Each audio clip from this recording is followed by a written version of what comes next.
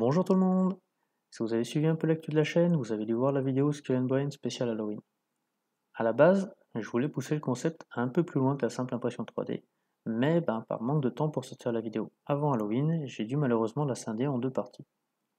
Je vous propose donc de découvrir aujourd'hui la suite de cette vidéo, dans laquelle on va voir comment créer une bougie, plus une bougie d'Halloween maintenant c'est passé, mais une bougie personnalisée. Pour cette vidéo, nous aurons besoin de plusieurs petites choses. Tout d'abord, notre modèle. Ici, pour moi, le cerveau du Skull and Brain, vous, le modèle que vous voulez. Ensuite, une bougie, peu importe le modèle. Évitez si possible les bougies à base de paraffine, elles peuvent dégager des odeurs toxiques lors de la fonte de la cire pour le moulage. Enfin, de la pâte à modeler durcissante. J'ai acheté la mienne chez Action, ça coûte à peu près 1,30€ les 500 grammes. Elle se travaille pas trop mal, par contre elle met pas mal de temps à sécher, il faut compter à peu près une journée de séchage, pour que le moule soit plutôt solide. Pour la durée de mise en œuvre, ça dépendra de votre modèle, de vos skills aussi. Voilà, pour moi, ça m'a pris environ à peu près une heure, un petit peu moins d'une heure, mais j'ai perdu énormément de temps pour faire fondre la cire. On verra ça le moment venu. Autrement, ouais, le reste n'est pas très long. Je dirais que les passages les plus longs, c'est faire fondre la cire et surtout couper la bougie. On voit ça tout à l'heure. Allez, c'est parti. Tout d'abord, prenez une boule de pâte à modeler et apposez-la sur le modèle. L'important, c'est de bien appuyer sur la première couche afin d'essayer d'épouser au mieux les motifs de la pièce que nous voulons reproduire, pour avoir un max de détails. Pensez bien surtout au démoulage. Il faut laisser au modèle la place de sortir. Sinon, vous allez voir ce que ça donne par la suite, parce que moi, je l'ai mal géré. Ensuite, vous pouvez appliquer une deuxième couche de pâte pour ajouter de l'épaisseur, car je vous le rappelle, on fait un moule, faut pas qu'il soit trop fin. Enfin, on lisse la pâte afin d'éviter les surépaisseurs qui vont augmenter le temps de séchage, et on laisse reposer le temps nécessaire. Une fois que notre moule est sec, on procède au démoulage. Comme vous le constatez, ce que je vous disais tout à l'heure, je n'ai pas laissé assez de marge de manœuvre à mon modèle et au final mon moule a cassé.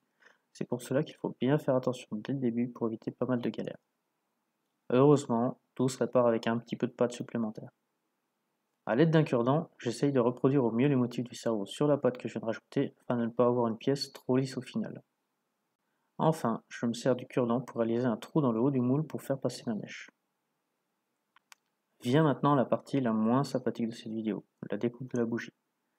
Avant de commencer, prévoyez de protéger votre espace de travail avec du papier journal ou tout autre support. La cire de bougie est très grasse, très collante et tâche extrêmement facilement. Vous allez en avoir plein les doigts, ça c'est clair et net.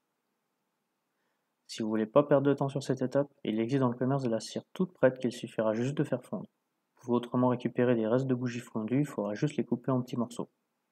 Dans les deux cas, il faudra prévoir d'acheter à côté de la mèche à bougie. Si vous avez choisi comme moi de sacrifier une bougie neuve, c'est le moment de sortir les couteaux à beurre. Pour les enfants, c'est surtout le moment de demander de l'aide aux parents. On va commencer par découper cette saleté en petits morceaux, en faisant attention surtout de ne pas abîmer la mèche, car on va la réutiliser plus tard. Comme vous le voyez, ce n'est pas une tâche des plus simples, ni des plus propres. Je le répète par contre, faites attention aux bougies à base de paraffine, si jamais vous en avez plein les doigts, et évitez par précaution de vous toucher les yeux ou la bouche. Une fois que la bougie est réduite en morceaux, on coupe la mèche à la taille de notre moule. Comme vous le voyez, j'ai voulu étancher la mèche avec mon pistolet à colle, mais soit c'est un pistolet de merde, soit ça vient de la colle. C'est un pistolet de chez Action, ça explique peut-être tout, je sais pas. Dans tous les cas, utilisez plutôt, je vous dirais, un chewing-gum ou un truc dans le style, ça ira certainement beaucoup mieux, même si je ne suis pas sûr au final qu'il fallait bien étancher le moule, vu que, comme moi, il n'était pas très étanche, j'ai quand même versé ma cire et j'ai quasiment rien perdu, ça n'a presque pas fui. Avec une feuille de papier alu, on vient ensuite réaliser un support afin de garder notre moule bien droit pour faciliter le coulage de la cire. Mais ça permet également que la cire évite de se barrer plus loin. Vient maintenant la phase critique, la fonte de la cire. Pour les enfants, je le répète, surtout, on ne fait pas ça seul, on le fait ça avec un adulte. On place dans un récipient qui supportera la chaleur les morceaux de bougie que nous avons découpés préalablement et on place ce récipient au bain-marie. C'est à ce moment qu'on se rend compte d'ailleurs qu'il faut faire de petits morceaux de cire, sinon on met des plombes à fondre, ce qui m'est arrivé. Pensez bien surtout à bien aérer la pièce. Si vous avez la possibilité, faites-le dehors, portez un masque. Enfin, évitez de trop respirer les émanations de la cire, ça peut être dangereux.